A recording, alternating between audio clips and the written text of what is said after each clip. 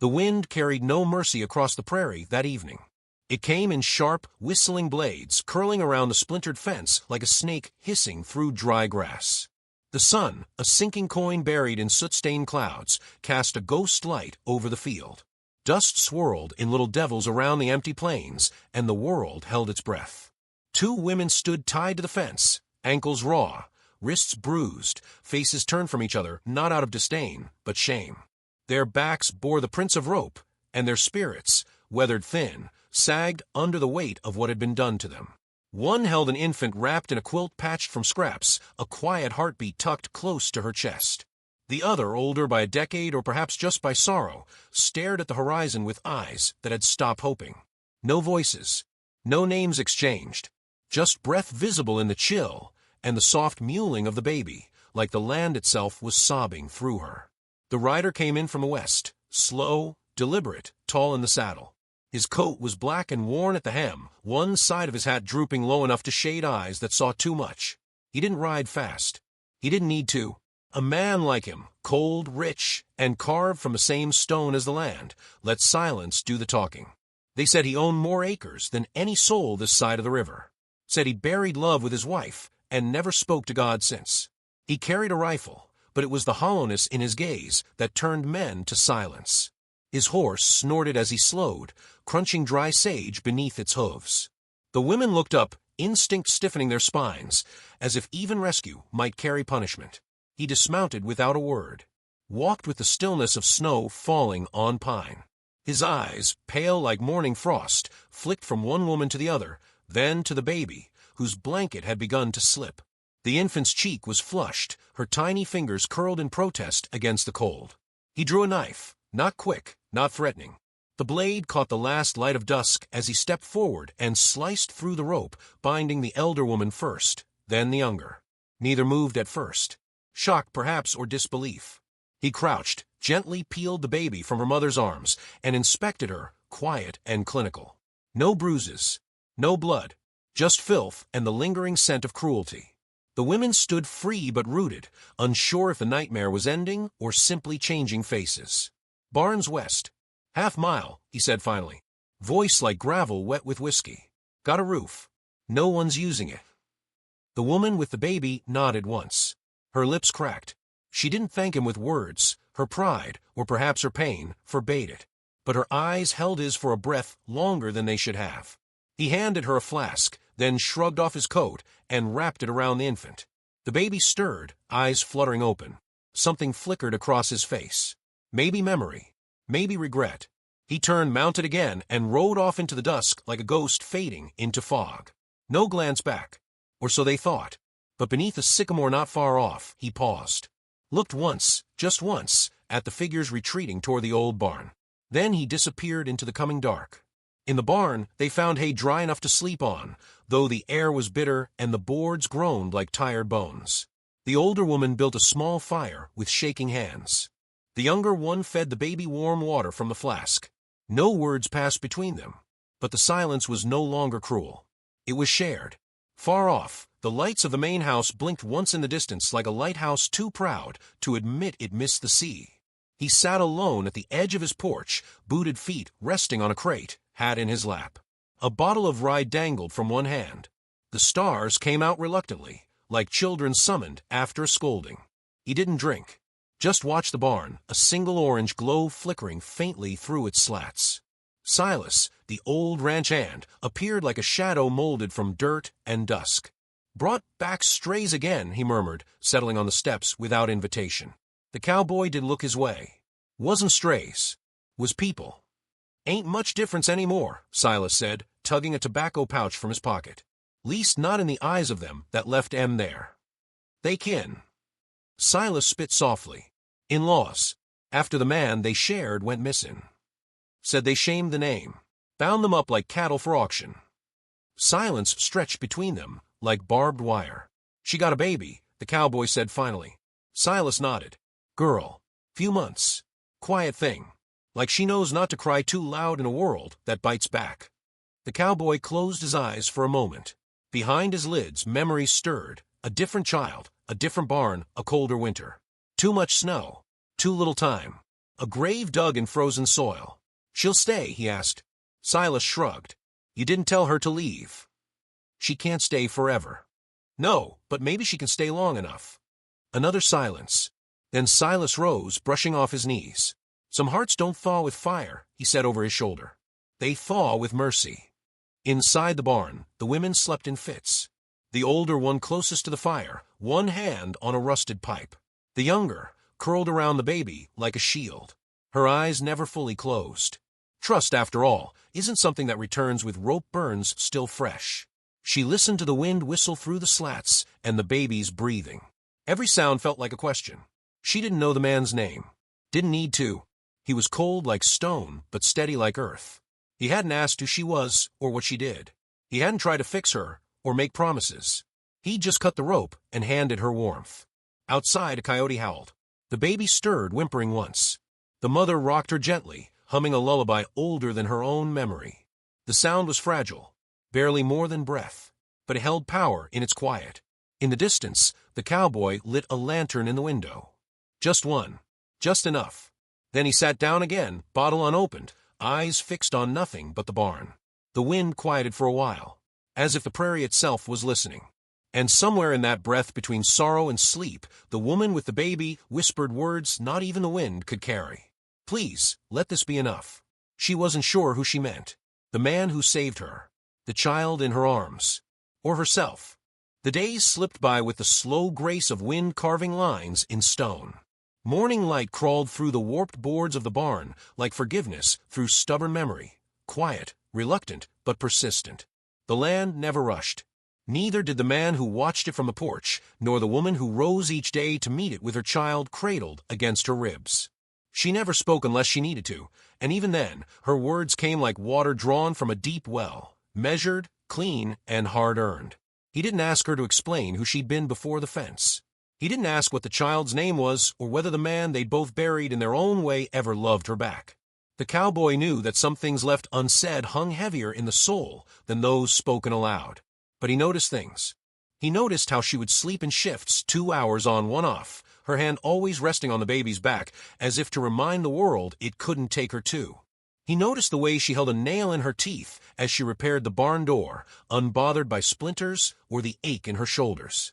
And he noticed that she'd begun to hum softly when she worked, the tune changing each day, like the shape of clouds in the sky. The co-wife, the older one, never stayed in one place long. She drifted around the edges of the ranch like smoke from a dying fire. She'd speak sometimes, mostly to the baby. A strange tenderness lived in her voice when she did, but it vanished when others were near. She'd braid her hair tight every morning like armor, then loosen it only once the sun was gone. One morning, she was gone. No farewell. No noise. Just a bed of hay left tidy, and scrap of cloth tied to a nail like a flag of surrender. Folded beneath it, a pine tar-stained note scratched in small, blunt letters. Asterisk, she was yours from the start. I was only passing through, asterisk. The young mother found it and said nothing. Just stood there a while, the baby on her hip, the wind tugging strands of hair across her face. That night, she left the barn door open a little wider. The fire burned a little longer.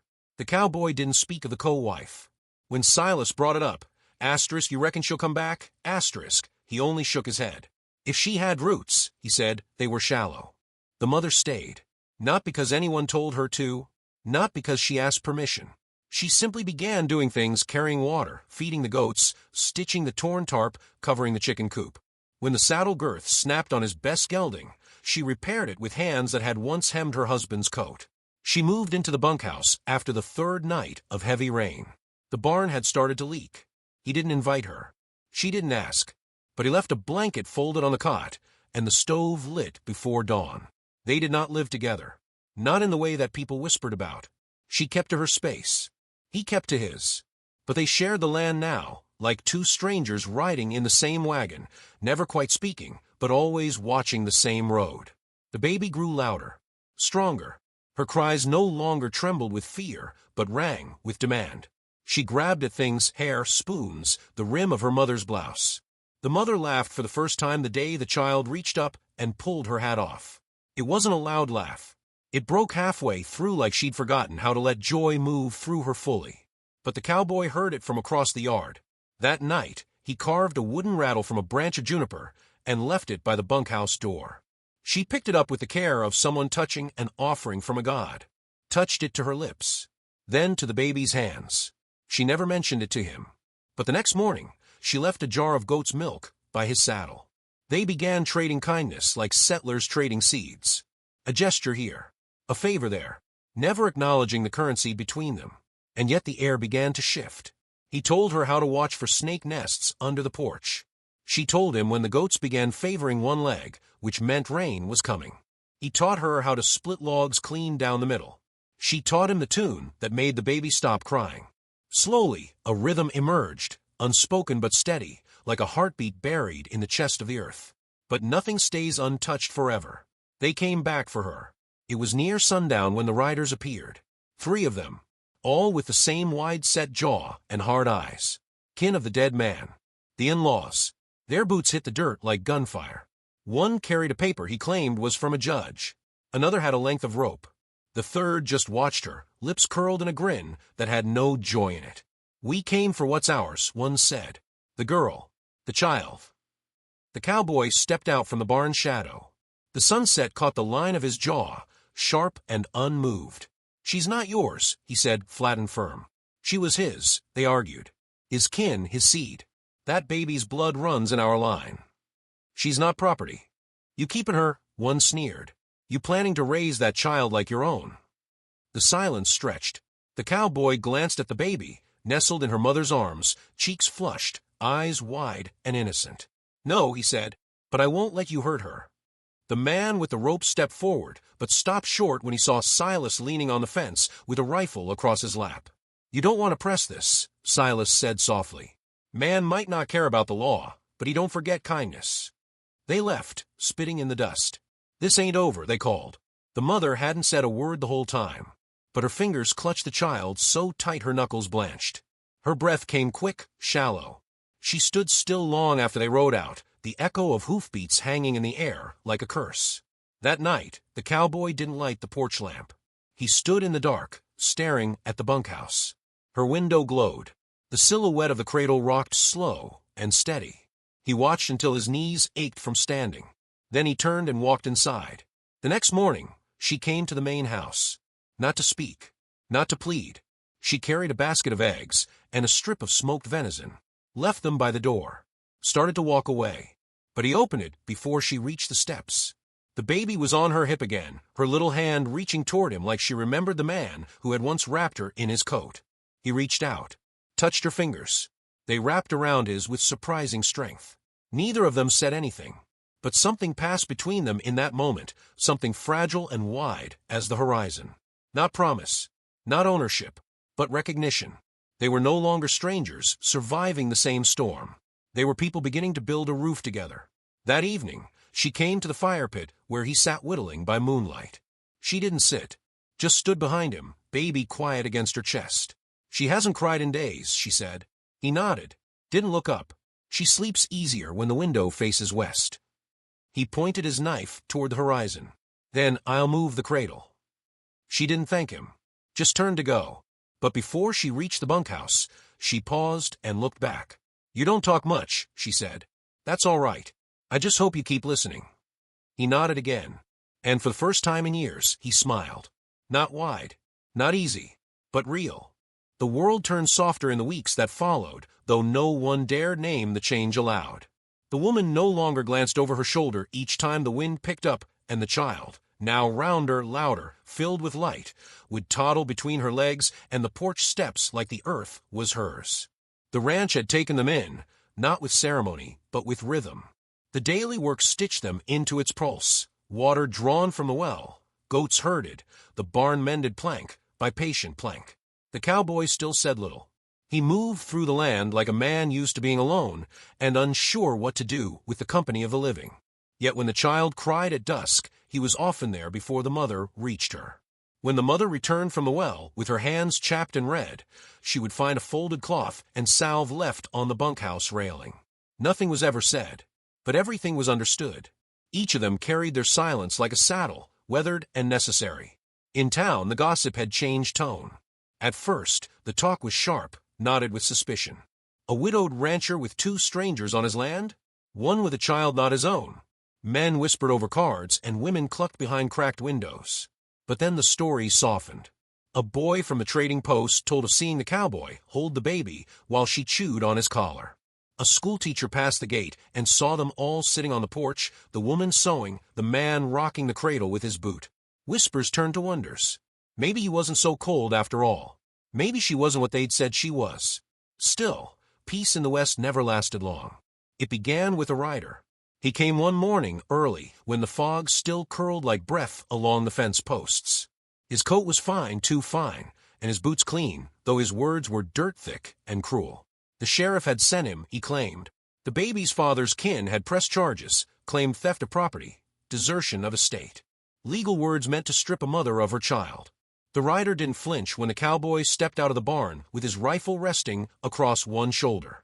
He simply handed over a folded letter sealed in red wax and said, "Court meets in 2 weeks. She'll need to defend herself." The cowboy didn't open the letter until the man was out of sight. When he did, he read every line 3 times over. Then he burned it in the stove. That evening, she found the ash still warm. She said nothing, but her face was pale, her hands trembling as she fed the child. He watched her from the doorway, his shadow stretched long behind him. "They won't take her," he said. She nodded, eyes lowered, but her mouth quivered like someone bracing for a blow. The next day, she didn't sing. She moved like smoke, present but vanishing. He followed her to the pasture, handed her a piece of cornbread he'd saved, but she only stared at it. Finally, she broke. "I've had everything taken from me," she whispered. "My home, my name, my place at the table. But not her. I won't let them take her." He reached out slowly. Not to fix, not to promise, but just to offer something real. His fingers brushed her wrist. She didn't pull away. "I know," he said. For the first time, she looked straight at him. "You don't. You've never been owned by someone else's cruelty." He stepped back, the hurt flickering in his eyes so brief it almost went unseen. "No," he said softly, "but I've lost what I can't get back. I buried my wife in a spring thaw, and my son before the river froze again. So I know a little about loss, and enough about love to see it when it's standing on my land." She stared at him a long time, then sat on the porch steps with the baby and said, "Then help me." He nodded once. It began with gathering allies. Silas rode into town to speak with the blacksmith, a man who owed the cowboy a favor from years ago, something to do with firewood and a winter berth. The schoolteacher signed her name to a letter affirming the woman's care and kindness. The preacher's wife offered a Bible with pages marked, notes in the margins about mothers and grace. The cowboy hired a lawyer from a neighboring county, a woman with a sharp tongue and quicker mind who didn't flinch at the word co-wife. She arrived with dust on her hem and fire in her eyes. "I'll defend her," she said, "but only if she's ready to fight." The mother nodded. "I've already lost everything else." As the court date neared, the baby grew restless. She cried more at night, clung tighter to her mother's skirts. The pressure hung heavy over the ranch like a storm that wouldn't break. One night, unable to sleep, the woman walked out to the fence where she'd once been tied. The moon painted the ground silver, and the wind carried a song half forgotten. She knelt, placed the baby in the grass beside her, and touched the wood where the rope had bit. "I thought this would be the end of me," she said, more to the wind than anyone. "But you were the beginning." The cowboy stood a few feet away, unseen. He didn't approach. He simply watched her reclaim the ground where she'd been left to die. The morning of the trial, the town square filled with strangers and spectators. The in-laws arrived in wagons, their faces smug and sunburned. The sheriff stood stiff at the door, unsure who the villain truly was anymore. The judge was old, tired, but not blind. He listened as the lawyer spoke of cruelty, abandonment, survival. The cowboy testified quietly, voice steady. The woman held her child, who slept through it all like she trusted the world at last. The in-laws raged, called her a seductress, a liar, a thief. The judge asked the child's name. "Faith," the mother said, "because I carried her when I had none." Silence fell over the room, like dust settling after a long ride. The judge leaned back, looked at the mother, then at the cowboy, then at the child. "You'll raise her together?" he asked. The cowboy nodded. "Not as property, not as charity, as family." He nodded again. "If she'll let me." The mother looked at him, tears in her eyes. "I will," she said. Because you saw me before I knew I was worth seeing. The judge banged his gavel. She stays. The in-laws stormed out. The sheriff didn't follow. Back at the ranch, they didn't celebrate. They just lived. The baby laughed more. The mother slept deeper. The cowboy built a cradle with carvings of prairie flowers along the edge.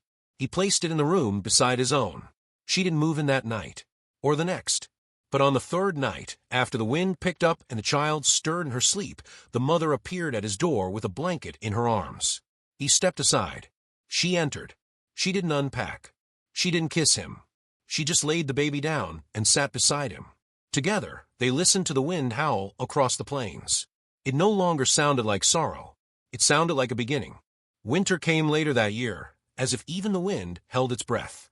Snow arrived quiet and patient, folding the world in white like a hand-stitched quilt drawn over a sleeping child. The ranch moved slower beneath it, footsteps muffled, breath visible in clouds, animals huddled close to one another in silence. The woman had now taken to singing in the mornings, soft hymns from a life too far back to recall clearly. Her voice floated through the kitchen window like smoke from a chimney, warm, delicate, unsure of its own beauty. The child, Faith, clung to her mother's apron or the leg of the cowboy's worn denims. She'd begun to walk, small and wobbly like a deer on new legs, reaching for everything with a stubborn will and wide-eyed awe. The cowboy, once carved in frost and stone, now walked with a slowness born not of caution, but reverence. He kept his hat tipped back more often, let the fire burn longer, built the crib in his room even though no one asked him to. There was no proposal, no promise made in words. But each day stitched him closer to them, his hands in the wood of the cradle, his coat laid over the bunkhouse chair, his gaze always returning to their faces like compass to true north. And still he feared it, not the closeness, not the child, but the hunger in his own heart, that need to keep them, to make them his in every way, and the shadow of knowing that anything so beautiful could still be taken. The snow deepened. It came one night without warning. Faith had cried through the evening, no fever, no sign of harm, only the restlessness of a child who feels something long before adults do. The mother held her to her chest, pacing in slow circles near the hearth, whispering to her in rhythms older than language. He sat at the table, carving another toy, a tiny wooden horse, its legs thin and delicate. He worked it smooth with a thumb wrapped in cloth. Blood had blistered beneath the skin days ago. He hadn't told anyone. A knock broke the quiet. Not a gentle one. Sharp. Hollow. He rose, set the carving aside, opened the door. 3 men stood under the porch light, their faces wrapped in scarves, breath fogging in the cold. One held a paper. The other held a gun at his side. "Your judge made a mistake," the tallest one said, voice rough like gravel rolled in oil. "That child's blood is ours. Court's been appealed. Sheriff says we got a right to take her tonight." Behind him, snow drifted off the barn roof like ash. The wind howled. The world stood still. The cowboy didn't blink. "You're not talking her." The man held up the letter, sealed and signed. "She's not yours. Not by blood. Not by law." A scream rang out behind him. Not from fear. From fury. The mother stood just inside the doorway, child pressed to her chest, eyes burning like storm fire. "She's mine," she said, voice steady and loud. "Mine by pain. Mine by breath. I don't need papers to prove what my body already knows." The man stepped forward, and then the cowboy moved. Not fast. Not angry. Just sure. He pulled his coat from a hook, stepped out into the snow, shut the door behind him. The lantern on the porch cast long shadows across the white. He stood between the men, and the house like a stone carved from the mountain itself. "You got papers," he said, "and law on your tongue. But you don't have claim to her soul, and you don't have the right to walk past me." The man with the gun raised it an inch, enough to mean something. The cowboy didn't reach for his own. He only looked past them, toward the barn. A click sounded from the shadows. Silas. Rifle steady. Half hidden behind the hay cart. "You aim that at him," Silas called. "You better aim true, 'cause I only need one shot." The man with the gun lowered it slowly. The tallest one swore under his breath, waved the others back. "This ain't the end," he muttered. "You're making it worse for her." "I'm making it safe," the cowboy replied. They left, boots crunching down the road, snow swallowing their tracks almost as quickly as they made them. Inside, the fire had burned low.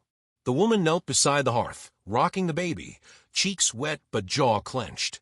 "They'll come again," she whispered. "Won't they?" He nodded. She looked up. "And when they do?" He crouched before her, not touching, not yet. "Then I'll still be here." She shook her head, bitter. "You can't stop the world from taking." "No," he said softly, "but I can teach it that some things are worth bleeding for." The words broke something in her. She leaned forward, rested her forehead against his. Faith, warm between them, let out a small breath, and went quiet. They stayed like that for a long time. 3 hearts, 1 fire. Spring came late. The land thawed slow, like a body waking from long illness. The snow melted in patches. Grass peeked through mud. The goats wandered farther each day. The barn doors stopped groaning in the wind. The world began to breathe again. He built a table for the bunkhouse porch, sanded it smooth. She sewed curtains for the windows in pale blue. Faith toddled barefoot in the yard, chasing her own shadow. They weren't healed, but they were growing. And then one morning a package arrived, left by a rider who never dismounted. Inside, wrapped in cloth, was a letter from the judge. The appeal had been denied. The child was hers. Forever. No trial. No second hearing. He watched her read it. Watched her hands tremble. She didn't cry. Didn't shout. She just sat on the step, folded the paper neatly, and looked out over the land. "I thought it would feel like victory," she said, "but it feels like breathing for the first time." He nodded. "That's what freedom feels like." Later that evening, she walked to the old fence, the same one she had once been tied to. She brought a hammer, a crowbar. One by one, she pulled the boards loose. Not all, just the 3 where the ropes had hung. He watched from the porch. She didn't wave, but she didn't need to. The sun dipped low, brushing gold across the sky. Faith sat in his lap, holding the carved horse he'd finished weeks ago. The woman turned. Their eyes met. And in that space between sun and dusk, between silence and speech, something passed between them. Not a question, not a promise, just truth. And it was enough.